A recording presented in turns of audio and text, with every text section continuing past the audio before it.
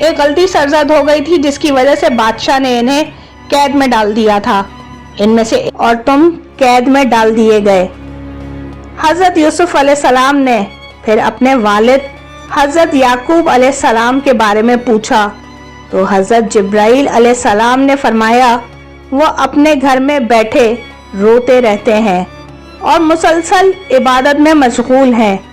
روتے روتے ان کی آنکھوں کی بینائی بھی جاتی رہی ہے۔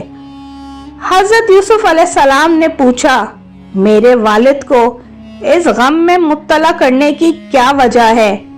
حضرت جبرائیل علیہ السلام نے اس بات پر جواب دیا کہ یہ تمہاری محبت کی آزمائش ہے اور اللہ کو یہ پسند نہیں کہ کوئی اس کے سوا کسی مخلوق سے مدد طلب کرے۔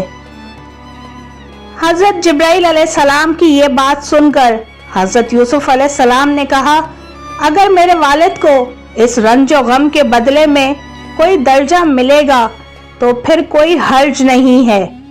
حضرت جبرائیل علیہ السلام نے فرمایا انہیں ہر دن ایک شہید کا درجہ ملتا ہے۔ حضرت یوسف علیہ السلام قید میں مزید 9 سال تک رہے۔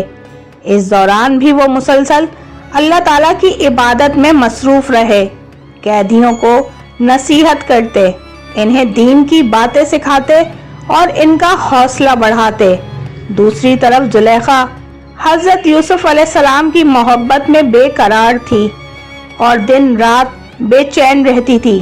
وہ 5 عورتیں جو حضرت یوسف علیہ السلام پر فریضتاً تھیں، وہ دونوں وقت کا کھانا قید خانے میں بھجواتی تھیں۔ حضرت یوسف علیہ السلام اس کھانے میں سے کچھ کھانا کھاتے اور باقی دوسرے قیدیوں کو دے دیتے تھے۔ پیارے دوستو، داستان یوسف ابھی جاری ہے۔